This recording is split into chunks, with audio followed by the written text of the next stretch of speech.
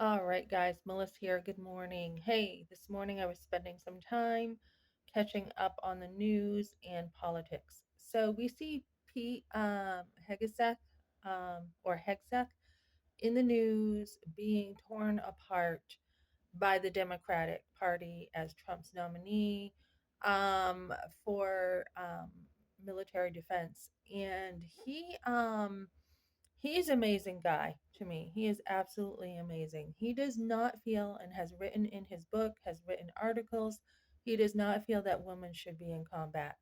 And I agree with him. I completely agree, unless you're like Wonder Woman, okay? Or even the Vikings years ago, women used to fight.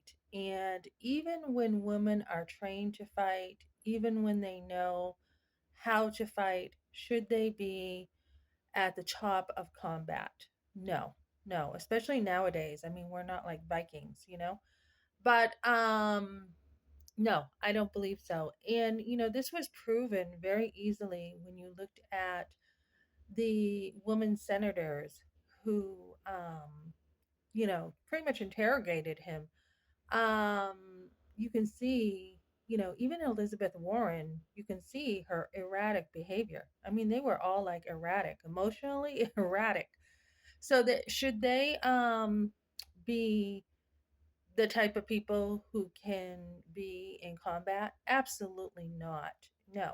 You want women who are more calm. I've seen women who teach karate. They teach, I know a woman who does. Even with women knowing how to fight, should they be in combat? And I would still say no. I'd say no because it does lower the standard of the military because most men, not all men do this. Obviously, they don't protect women, but most men are going to feel a sense of responsibility to protect women, to take care of them, to provide, to lead. I think a lot of women have probably been carried through the military. I think they've probably had some of the standards tweaked for them. And I'm talking as a military mom. So definitely I agree with Pete. I also appreciate a man who says he's sorry and he made some mistakes. And Pete has made it very clear he's no saint. He has amended things the right way with his God and with his wife.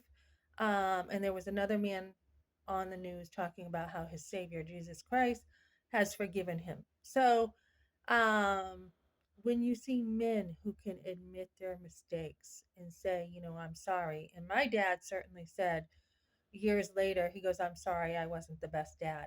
When a man can admit his mistakes and say, I wasn't the best father, and I at the time was like, what are you talking about? I have no idea what you mean, at the time. You're my father. Why would you say that to me?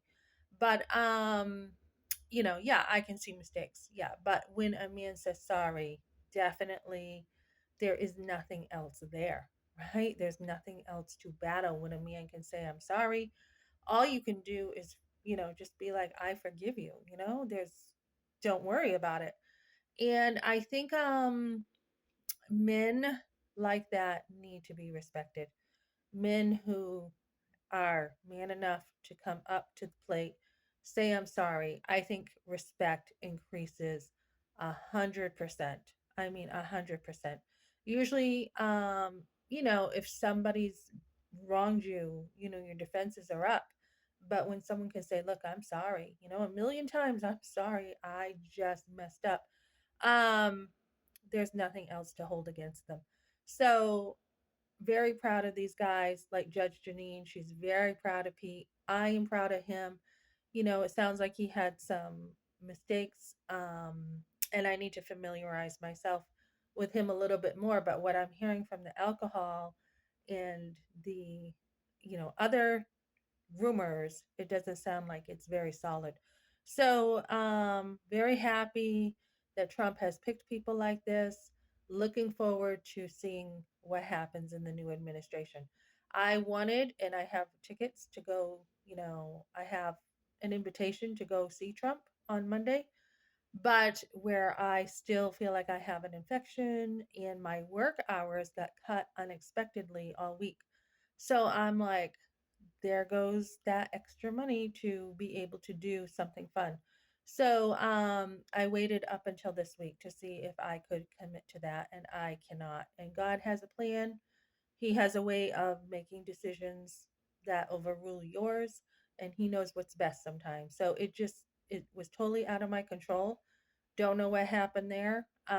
So moving forward, we'll probably spend Monday watching the inauguration together as a family, and just looking forward to things changing. I mean, even listening to some of the people and their logic and their line of questioning, it's like, do we really have these people in charge? Do we really? Who in the world voted these people into the circus? And this circus isn't even fun, right? So we need better people. And I think one of the things that I like that I have seen is there are some people who have lived really clean lives. And when you have lived a real clean life, I think it puts you in a position to be even stronger. So, so yeah, we've got some really good people coming up to help Trump. And I am so looking forward to this. This is like the best president ever, Trump. This is the best time ever I've seen a president. Yes, he has his many flaws, but compared to the past presidents that have been alive when I have, Jimmy Carter wasn't even the best president. Jimmy Carter, they rewrote history, so he wasn't a great president. Reagan was great. He was probably the best. But we haven't had a real good president until we've seen Trump, who never even had, the experience that was needed.